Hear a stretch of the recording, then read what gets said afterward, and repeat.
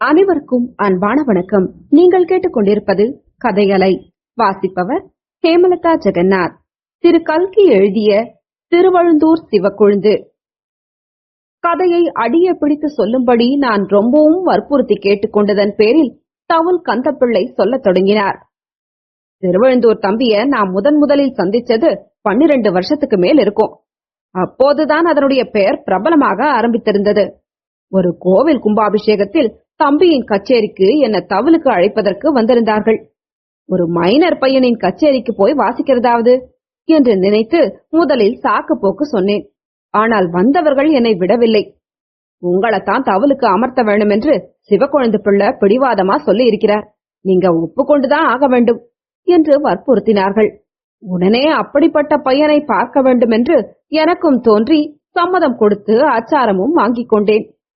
கச்சேரி செய்ய கிளம்பி 2 வருஷத்துக்குள்ள பிள்ளையாண்டான் இவ்வளவு பேர் எடுத்திருக்கிறானே, ஏதோ சுமாரா ஊதுவான் என்று நினைத்துக் கொண்டுதான் போனேன்.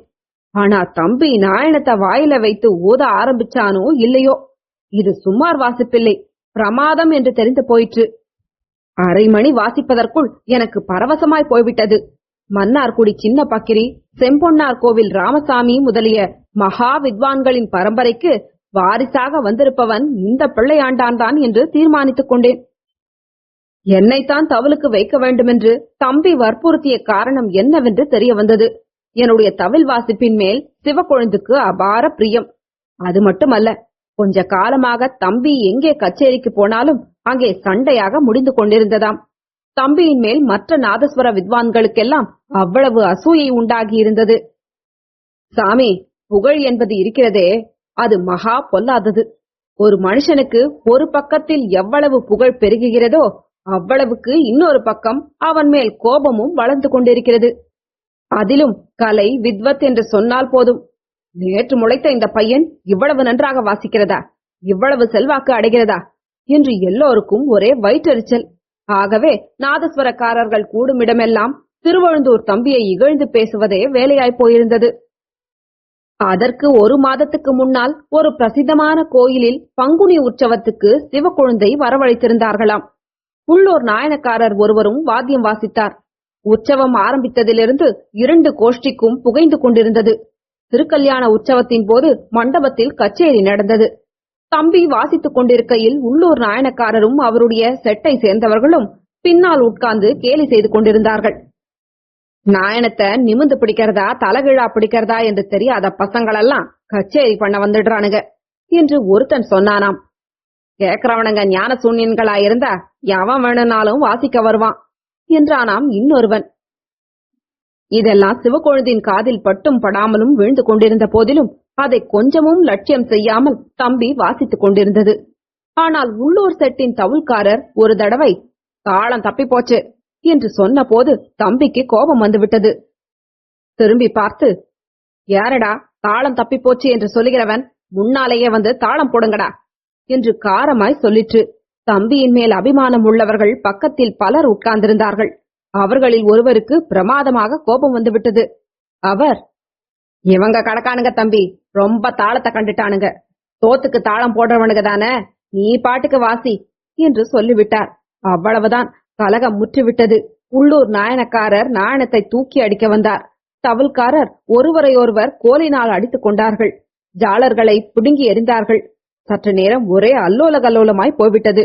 தர்மகர்த்தா, குருக்கள் முதலியவர்கள் வந்து சண்டையை விலக்கி நிறுத்தினார்கள். பிறகு யார் மேல் குற்றம் என்று விசாரணை நடந்தது. சபையிலும் 2 கட்சி. சிலர் உள்ளூர் அபிமானத்தின் மேல் உள்ளூர் நாயனக்காரர் கட்சியில் சேர்ந்து கொண்டார்கள். அதிகம் பேர் தம்பியின் கட்சியில் இருந்தார்கள். ஆனால் தர்மகர்த்தா உள்ளூர் கட்சியில் இருந்தார். அவர் தம்பியின் மேல்தான் குற்றம் என்று தீர்மானித்து, நீ வாசித்தது போதும், எழுந்து போகலாம் என்று கட்டளையிட்டார். ஆனால் கோவில் குருக்கள் ஐயாவுக்கு தம்பியின் வாசிப்பு என்றால் உயிர். ஆகையால் அவர், சிவக்கொழுந்து கோவிலை விட்டு போனால் நானும் இதோ கிளம்பி விடுகிறேன் என்று ஆவேசம் வந்தவர் போல் கிளம்பிவிட்டார். அப்புறம் மறுபடியும் மத்தியஸ்தம் பண்ண வேண்டியதாயிற்று. இந்த மாதிரி 1 தடவை 2 தடவை இல்லை, பல தடவைகளில் கலகம் நடக்கவே சிவக்கொழுந்து யோசனை பண்ணி என்னை எப்படியாவது தவுலுக்கு சேர்த்து கொண்டு விட வேண்டும் என்று முடிவு செய்தது. நான் அதோடே சேர்ந்து விட்டால் அப்புறம் எவனும் வாளை ஆட்டமாட்டான் என்று தம்பிக்கு அவ்வளவு நிச்சயம். இதெல்லாம் பிற்பாடு தம்பியே மனசை விட்டு சொல்லித்தான் நான் தெரிந்து கொண்டேன். அது முதல் நாங்கள் இருவரும் சேர்ந்தே கச்சேரிக்கு போக தொடங்கினோம். மற்ற நாயனக்காரர்களுக்கெல்லாம் இதனால் என் பேரில் காய்ச்சல். என்னை பகிஷ்காரம் பண்ணுகிறது என்றும் தீர்மானம் செய்திருந்தார்கள். ஆனால் எனக்கு என்ன வந்தது சாமி? உண்பது நாழி, உடுப்பது 4 முழ கதர் வேஷ்டி, சோற்றுக்கு துணிக்கு ஏதோ பகவான் கொடுத்திருக்கிறார், கிடைக்கிறான்கள் என்று நான் அலட்சியமாய்த்தான் இருந்தேன். அந்த சமயத்தில் அவர்களுடைய பகிஷ்காரம் எல்லாம் எங்களை ஒன்றும் செய்யவில்லை. தினம் பொழுது விழுந்தால் கச்சேரிதான். தம்பியின் வாசிப்போ நாளுக்கு நாள் அபாரமாகிக் கொண்டிருந்தது. இதற்கு முன்னாலெல்லாம் நான் பணத்துக்காக தவில் வாசித்துக் கொண்டிருந்தேன். தம்பிக்கு வாசிக்க ஆரம்பித்த பிறகு என்னை மறந்து பரவசமாய் வாசித்தேன். சுவாமி, அது என்ன மனோதர்மம், அது என்ன கற்பனை, அது என்ன பொருளாதாயம்! இத்தனைக்கும் தம்பி பெரியவர்கள் காட்டிய வழியிலிருந்து அந்தண்டை இந்தண்டை நகரவில்லை.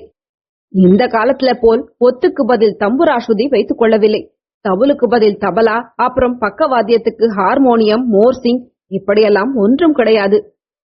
இந்த சமயத்தில் நான் குறுக்கிட்டு, பிள்ளைவாள், தம்புராசுதியை பற்றி எதற்காக இவ்வளவு என்று ஆரம்பித்தேன். நான் மேலே பேச அவர் இடம் கொடுக்கவில்லை. எனக்கு தெரியும் சுவாமி, தெரியும், நீங்கள் தம்புராசுதியை ஆதரிக்கிறவர் என்று. அந்த விவகாரம் இப்போது வேண்டாம். திருவழுந்தூர் தம்பி அப்படியெல்லாம் புது வழிக்கு போகவில்லை என்றுதான் சொல்கிறேன். ஆனாலும் வாசிப்பு அற்புதமாய் இருந்தது. தேவகானம் என்றால் தேவகானம்தான். அதற்கேற்றாற்போல் நாளுக்கு நாள் செல்வாக்கும் அதிகமாகிக் கொண்டிருந்தது. பணம் வந்து குவிந்தது. இதையெல்லாம் பார்க்க பார்க்க எனக்கு எவ்வளவோ சந்தோஷம் உண்டாயிற்று. ஆனால் ஒரே ஒரு விஷயம் மனத்திற்கு மிகவும் துன்பத்தை கொடுத்து வந்தது. கலைக்கும் வித்வானுக்கும் பெரிய சத்ரு எது தெரியாதா சாமி? தம்பிக்கும் அந்த கொடிய மதுபான பழக்கம் இருந்தது. எப்படியாவது அந்த பழக்கத்திலிருந்து தம்பியை விடுவிக்க வேண்டுமென்று நான் ஆத்திரம் கொண்டிருந்தேன். அடிக்கடி ஜாடை மாடையாக சொன்னேன். சில சமயம் தெளிவாகவும் சொன்னேன். தம்பிக்கு என்னிடம் ரொம்ப பயபக்தி உண்டு. ஆகவே நான் சொல்லும் போது பதில் பேசாமல் கேட்டுக்கொண்டிருக்கும். கெட்ட பழக்கம் என்று அதுக்கு தெரியாமலும் இல்லை. ஆனால் விடுவதற்கு மட்டும் முடியவில்லை. ஏதோ நான் சொல்லிக் கொண்டு வந்ததன் பயனாக ரொம்ப மீறி போகாமல் கட்டுக்குள் இருந்தது. இந்த மட்டிலாவது இருக்கிறதே என்று நான் ஒருவாறு திருப்தி அடைந்திருந்தேன். இப்படி இருக்கையில் மகாத்மா காந்தியின் உப்பு சத்தியாகிரகம் ஆரம்பமாயிற்று. தேசமெங்கும் அம்மளி துமளிப்பட்டது. எனக்கு ரொம்ப நாளாகவே தேசிய விஷயங்களில் ஸ்ரத்தை உண்டு என்று உங்களுக்கு தெரியுமே. அந்த நாளில் அடிக்கடி பொதுக்கூட்டங்களுக்கு போய் கொண்டிருந்தேன். சில சமயம் தம்பியையும் அழைத்துக் கொண்டு போவேன். அந்த கூட்டங்களில் தலைவர்களுடைய பேச்சுக்களை கேட்டு கேட்டு தம்பியின் மனம் கனிந்து கொண்டிருந்தது என்பதை அறிந்தேன். கடைசியில் காந்தி மகானை கைது செய்து விட்டார்கள் என்ற செய்தி வந்தது. அன்று கும்பகோணத்தில் பிரம்மாண்டமான கூட்டம். பட்டணமே திரண்டு வந்தது போல் இருந்தது. தம்பிக்கு 2 வருஷமாக கும்பகோணத்தில் தான் ஜாகை. நானும் அடிக்கடி கும்பகோணம் வருவேன். அன்றைய தினம் பொதுக்கூட்டத்துக்கு நானும் தம்பியும் போயிருந்தோம். கூட்டத்தில் அன்று பேசியவர்கள் எல்லாரும் ரொம்பவும் உருக்கமாக பேசினார்கள். என் பக்கத்தில் இருந்த தம்பியின் கண்களில் ஜலம் பெருகி வழிவதை பார்த்தேன். கூட்டம் 1 மணி நேரம் நடந்த பிறகு திடீரென்று சலசலப்பு உண்டாயிற்று. கொஞ்ச தூரத்தில் போலீஸ்காரர்கள் கையில் குண்டாந்தடிகளுடன் கூட்டமாக வருவது தெரிந்தது. கூட்டங்களை தடியால் அடித்து களைத்து விடும்படி அன்றைய தினம்தான் மேலிடத்திலிருந்து உத்தரவு வந்ததாம். ஜனங்களுக்கு இது ஒன்றும் தெரியாது. அவர்களில் பெரும்பாலோர் திரும்பி பார்த்து இது என்ன சமாச்சாரம் என்று யோசிப்பதற்குள் போலீஸ்காரர்கள் திடும் பிரவேசமாக கூட்டத்திற்குள் பிரவேசித்து தாறுமாறாக அடிக்கத் தொடங்கினார்கள். உடனே கூட்டம் கலைய ஆரம்பித்தது. 2 நிமிஷத்திற்குள் 3/4 பேர் ஓடி போய்விட்டார்கள். கடைசி வரையில் இருந்தவர்களில் அடியேனும் ஒருவன். நான் ஓடவில்லை. தோளிலும் முதுகிலும் 4-5 அடி வாங்கிக் கொண்ட பிறகு மெதுவாகத்தான் அங்கிருந்து சென்றேன். தம்பி முன்னையே ஓடிப்போய் எனக்காக ஒரு சந்தின் முனையில் காத்துக் கொண்டிருந்தது. என்னை கண்டதும் வந்து கட்டிக்கொண்டு கண்ணீர் விட்டு அழுதது. இருவரும் அதிகமாக பேசாமல் வீட்டை நோக்கி சென்றோம்.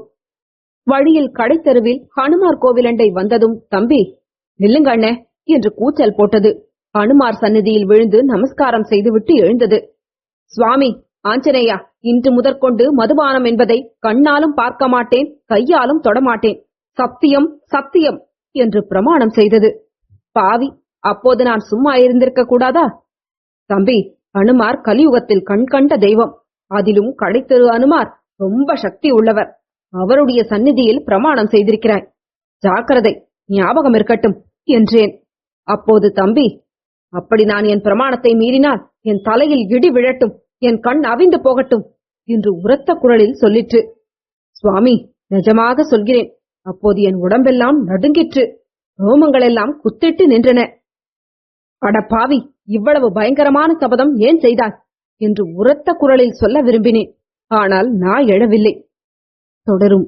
கதைகளை உங்களுக்கு பிடிச்சிருந்ததுன்னா உங்க நண்பர்களோடும் உறவினர்களோடும் பகிர்ந்துக்கோங்க. நன்றி.